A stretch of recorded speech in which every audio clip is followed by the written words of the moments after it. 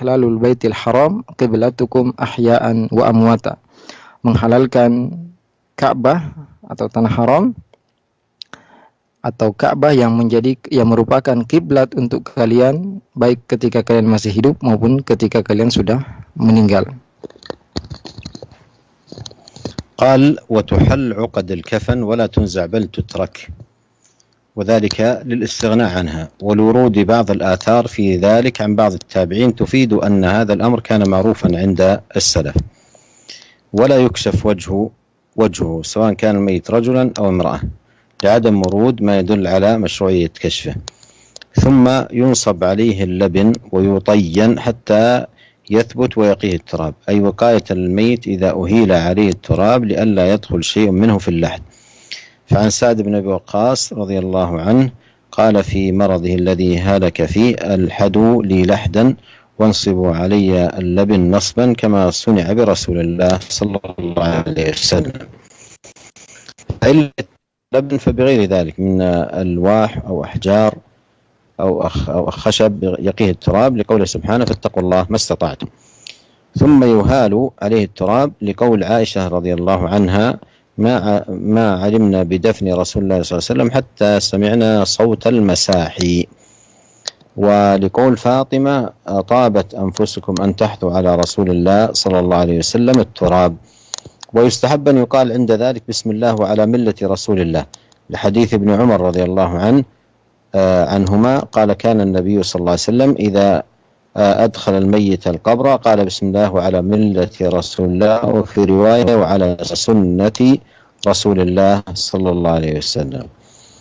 ويرفع القبر قدر شبر مسنما أي على هيئة السنام ذلك في صفة قبر النبي صلى الله عليه وسلم وصاحبيه وليعلم أنه قبر فلا يهان ولا يزاد عن التراب الذي أخرج من القبر ويوضع عليه حصبا إن تيسر ذلك ويرش بالماء لتحفظ تربة القبر وليتماسك تراب ولا يتطاير ولا بأس بتعليم بحجر ونحوه ليعرف لحديث أنس أن رسول الله صلى الله عليه وسلم أعلم قبر عثمان بن مضعون بصخرة.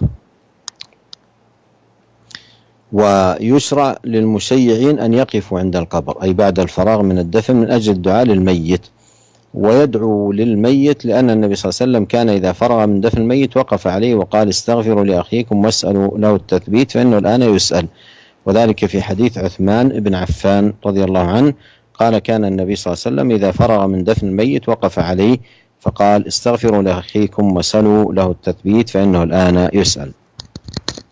Kemudian Syekh Abdul Aziz bin Baz rahimahullah mengatakan kemudian tali kafan tersebut dilepas dan tidak diambil akan tapi dibiarkan di tempat tersebut karena tidak dibutuhkan dan juga karena ada beberapa athar dari sebagian tabi'in yang menjelaskan tentang hal tersebut dan bahwasanya ini adalah perbuatan yang biasa dilakukan oleh para salaf.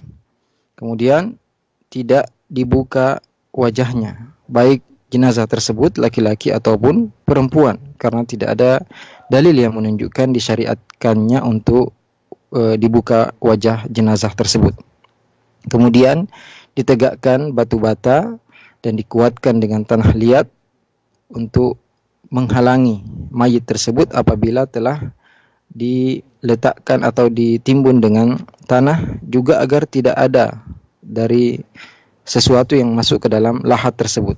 Dari sahabat Sa'ad bin Abi Waqqas radhiyallahu anhu, beliau mengatakan ketika ia sakit dan sudah sakarat, beliau mengatakan ilhadu li lahdan wa ansibu alayya labin nasba kama suni'a bi Rasulillah sallallahu alaihi wasallam. Buatkan untuk aku lahat dan tegakkanlah batu bata di pintu lahat tersebut sebagaimana yang dilakukan untuk Rasulullah sallallahu alaihi wasallam. Dan apabila tidak ada batu bata, maka boleh dengan selainnya dari papan, batu-batu atau kayu yang menghalangi jenazah tersebut terkena tanah. Berdasarkan firman Allah Subhanahu wa taala, "Fattaqullaha mastata'tum." Bertakwalah kepada Allah semampu kalian. Kemudian setelahnya ditimbun dengan tanah berdasarkan perkataan Aisyah radhiyallahu anha, ma alimna binafni Rasulillah SAW hatta sami'na sautal masahi. Kami tidak mengetahui pemakaman Rasulullah SAW kecuali karena kami mendengar suara sekop. Juga berdasarkan perkataan Fatimah radhiyallahu anha, atabat anfusukum an tahthu ala Rasulillah SAW at-turab. Apakah hati-hati kalian tega untuk meletakkan tanah di kepada Rasulullah atau menimbun Rasulullah SAW dengan tanah. Kemudian dianjurkan ketika menimbun jenazah tersebut dengan tanah untuk diucapkan Bismillah wa ala millati Rasulillah. Berdasarkan hadis Ibnu Umar radhiyallahu anhuma, beliau mengatakan kana Nabi sallallahu alaihi wasallam idza adkhala al-mayyit al-qabra qala bismillah wa ala millati Rasulillah. Dahulu Nabi sallallahu alaihi wasallam apabila memasukkan mayit ke dalam kuburan, beliau mengatakan bismillah wa ala millati Rasulillah. Dalam riwayat lain bismillah wa ala sunnati Rasulillah. Kemudian kuburan tersebut ditinggikan setinggi sejengkal dengan dibuat seperti punuk onta, ya, karena demikian kuburan Nabi Shallallahu Alaihi Wasallam dan dua sahabatnya, dan agar diketahui bahwasanya tempat tersebut adalah kuburan sehingga tidak dihinakan dan tidak boleh ditambahkan dari tanah lain kecuali yang digali dari kuburan tersebut. Kemudian diletakkan di atasnya batu-batu kerikil apabila ada di sekitar tempat tersebut, dan disiramkan air agar tanah kuburan tersebut menjadi padat, dan tidak mengapa untuk memberikan tanda pada kuburan tersebut dengan batu atau selainnya agar diketahui bahwasanya itu adalah kuburan. Berdasarkan hadis Anas radhiyallahu anhu bahwasanya Rasulullah sallallahu alaihi wasallam memberi tanda kuburan Utsman bin Mad'un dengan batu besar. Dan disyariatkan bagi orang yang mengiringi jenazah untuk berhenti sejenak di sisi kuburan setelah selesai dimakamkan untuk mereka mendoakan kepada jenazah tersebut. Kemudian mendoakan untuk jenazah, karena Nabi Shallallahu Alaihi Wasallam apabila selesai memakamkan jenazah, beliau berdiri di kuburan tersebut dan mengatakan kepada orang-orang yang hadir di situ, istaghfiru li akhikum was'alu lahu tatsbit fa innahu al-ana yus'al. Mintakanlah ampun kepada saudara kalian dan mohonkanlah ketetapan untuknya karena saat ini dia sedang ditanya. Juga berdasarkan hadis Utsman bin Affan radhiyallahu anhu, beliau mengatakan dahulu Nabi sallallahu alaihi wasallam apabila selesai memakamkan jenazah, beliau berdiri di kuburan tersebut dan mengatakan istaghfiru li akhikum was'alu lahu tatsbit fa innahu al-an yus'al. Mintakanlah ampun kepada saudara kalian dan mintakanlah ketetapan untuknya karena saat ini dia sedang ditanya.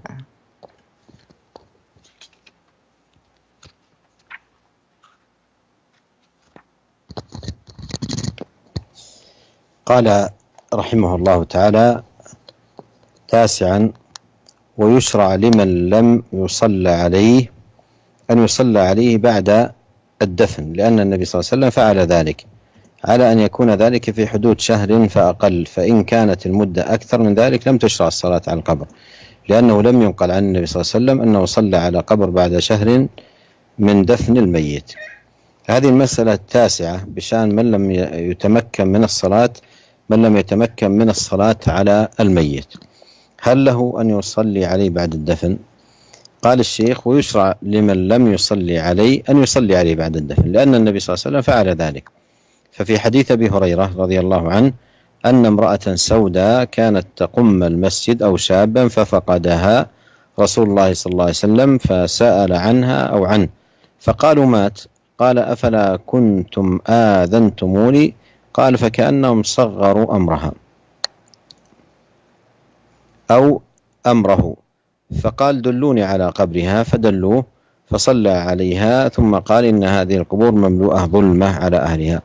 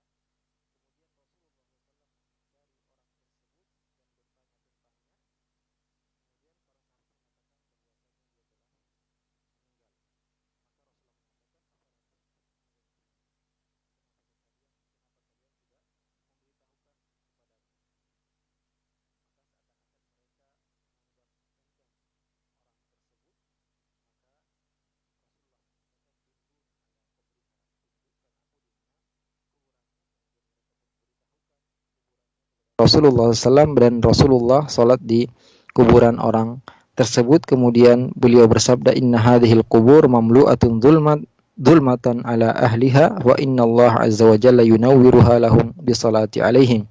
Sungguhnya kuburan-kuburan ini dipenuhi dengan kegelapan, dan sesungguhnya Allah azza wa jalla akan meneranginya dengan salatku. Dan tata cara mensolati jenazah setelah dimakamkan sama dengan tata cara mensolatinya sebelum dimakamkan. قال على أن يكون ذلك في حدود شهر فأقل، فإن كانت المدة أكثر من ذلك لم تشرع الصلاة على القبر، لأنه لم ينقل عن النبي صلى الله عليه وسلم أنه صلى على قبر بعد شهر من دفن الميت. قال أحمد وإسحاق يصلى على القبر إلى شهر، وقال أكثر ما سمعنا عن ابن المسيب أن النبي صلى الله عليه وسلم صلى على قبر أم سعد بن عبادة بعد شهر. قال ابن القيم رحمه الله: وكان من هديه صلى الله عليه وسلم إذا فاتته الصلاة على الجنازة صلى على القبر، فصلى مرة على قبر بعد ليلة، ومرة بعد 3، ومرة بعد شهر، ولم يوقت في ذلك وقتا. قال أحمد رحمه الله: من يشك في الصلاة على القبر، ويروى عن النبي صلى الله عليه وسلم كان إذا فاتته الجنازة صلى على القبر من 6 أوجه كلها حسان. فحد الإمام أحمد الصلاة على القبر بشهر، إذ هو أكثر ما روي عن النبي صلى الله عليه وسلم أنه صلى بعده. وحده الشافعي رحمه الله بما إذا لم يبلى الميت، ومنع منها مالك وأبو حنيفة رحمهما الله، إلا للولي إذا كان غائبا. Dan batasan dibolehkannya mensolati jenazah di kuburannya yaitu sebatas 1 bulan atau kurang dari 1 bulan. Dan apabila jaraknya lebih dari 1 bulan, maka tidak disyariatkan lagi untuk mensolati jenazah di kuburannya, karena tidak ada riwayat dari Nabi SAW bahwasanya beliau mensolati jenazah di kuburannya setelah lewat 1 bulan dari pemakamannya. Berkata Ahmad dan Ishaq, dibolehkan untuk mensolati jenazah di kuburannya atau setelah dikuburkan sampai 1 bulan.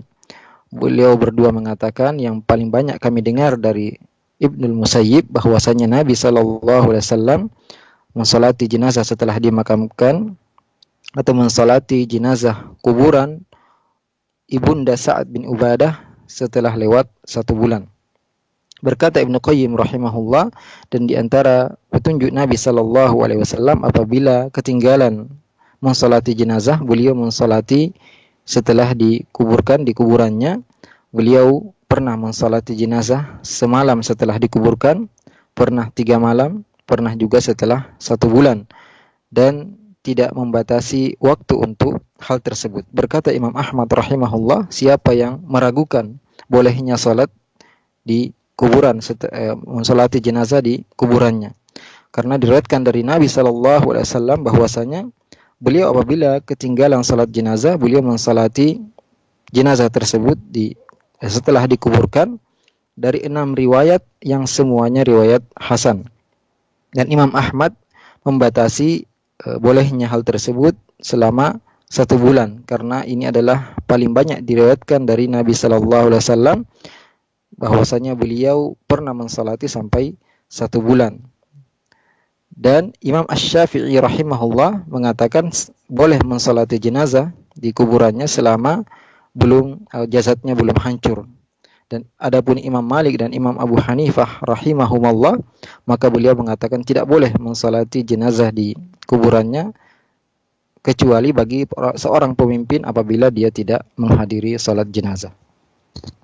ونسأل الله أن يوفقنا أجمعين لكل خير بمنه وكرمه إنه سميع قريب.